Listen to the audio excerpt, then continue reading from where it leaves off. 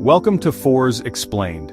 Today we embark on a journey into the core of innovation, guided by the principles I laid out in 0 to 1. This isn't merely about business strategy, it's a philosophical exploration of how to build something truly new. We live in a world often content with iteration, with marginal improvements. But true progress, the kind that shapes civilizations, comes from daring to create where nothing existed before. Many believe the frontiers have all been mapped, the great discoveries made. I contend that this is a failure of imagination. Vast, undiscovered territories of innovation lie before us, waiting for those bold enough to question conventional wisdom. Today, we will delve into the foundational ideas that can empower you to not just navigate the existing landscape, but to fundamentally reshape it. Let's get started. The journey from 0 to 1 begins with a fundamental act of intellectual rebellion. The courage to embrace contrarian truths. In a world saturated with information and opinions, it's easy to fall into the trap of conventional thinking. Yet all great innovations have originated from a perspective that was likely unpopular or misunderstood. The most valuable companies are built on secrets, things the majority do not yet see or believe. To find these secrets, one must actively cultivate the habit of questioning what everyone else accepts as given. This is not an invitation to arbitrary contrarianism, but a disciplined search for overlooked opportunities and unacknowledged problems. The path to 0 to 1 lies in the uncharted territory, where conventional wisdom fears to tread. Therefore, the first imperative for anyone aspiring to build something of lasting value is to cultivate this contrarian mindset. In the lexicon of conventional economics, monopoly is often a pejorative term. While predatory monopolies are detrimental, the monopolies I advocate for are those earned through the creation of unique value. These are companies that have solved a difficult problem or served a specific market so exceptionally well that they become the sole providers. The goal of a startup should not be to enter a crowded field and compete fiercely for a small slice of an existing pie. Instead, it should aim to create a new pie altogether or to dominate a specific, well-defined niche. This is achieved by developing something so unique and superior that customers have no viable substitute. Think of Google in search, or early Microsoft in operating systems. They didn't just compete, they created and defined their markets, offering value that was orders of magnitude greater than what came before. The future is not a predetermined destiny that unfolds irrespective of our actions. It is a landscape that we collectively shape through our beliefs, our plans, and our endeavors. The most potent force for building a better future is what I call definite optimism. This is the firm conviction that the future can be better, coupled with a concrete plan and a relentless drive to make it so. We live in an age that often defaults to indefinite attitudes, leading to short-term thinking and risk aversion. In contrast, definite optimism empowers us to envision specific, transformative changes, and then to marshal the resources and ingenuity required to realize them. Think of the Apollo program, a clear, audacious goal backed by a detailed plan and an unwavering commitment. This mindset is particularly crucial for entrepreneurs and innovators. The power of singular focus, mastering one domain. In the chaotic environment of a startup, the temptation to diffuse energy across multiple fronts can be overwhelming. However, the path from 0 to 1 is paved with intense, singular focus. The principle of mastering one thing at a time is paramount. Trying to excel in multiple areas simultaneously is a recipe for mediocrity and failure. True excellence emerges from depth, not breadth. A startup should aim to do one thing exceptionally well. This focused intensity is what allows a small, agile startup to outperform larger, more established incumbents. The unfair advantage, understanding the power law in creation. The world of venture capital, and much of business and life itself, is governed by the dynamics of the power law. This principle dictates that a small number of inputs will account for the vast majority of outputs. In a venture capital portfolio, a few outlier investments will generate more profit than all the others combined. Understanding this reality is critical for entrepreneurs and investors. The difference between a wildly successful company and a moderately successful one is a matter of orders of magnitude.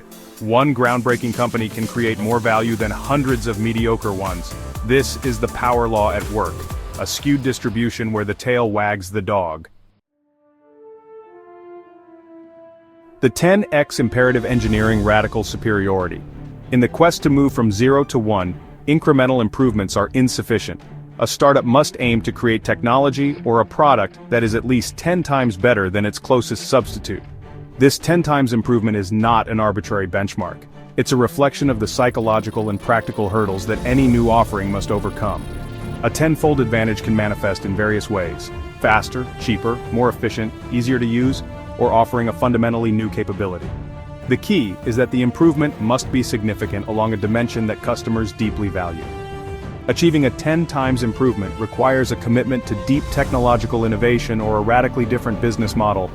This relentless pursuit of radical improvement is a hallmark of companies that go from 0 to 1. Many brilliant technologists and product visionaries fall into a common trap. They believe that a superior product will sell itself. In reality, even the most groundbreaking invention is worthless if it doesn't reach its intended customers. Distribution is not an afterthought, it is an integral counterpart to product development. Neglecting distribution is akin to building a magnificent ship with no sails or engine. The world is littered with examples of superior products that failed due to poor distribution. Entrepreneurs must think deeply about how their creation will reach its market. The challenge lies in identifying and mastering the distribution strategy uniquely suited to your product and market. A great product combined with a powerful distribution engine is an unstoppable force. The choice of co-founders and early team members is critical. A startup is more than just an idea, it is a collective endeavor united by a shared mission. The quality, cohesion, and culture of this initial group will shape the company's trajectory. Building a strong founding team and cultivating a distinctive, resilient company culture is a fundamental prerequisite for long-term success. The ideal founding team is a blend of shared vision and complementary skills. This shared purpose provides the glue that holds the team together during challenges. The culture you build is the company you build. Invest time and energy in defining your values and selecting your early team members with utmost care. The art of persuasion. Recognizing the indispensability of sales.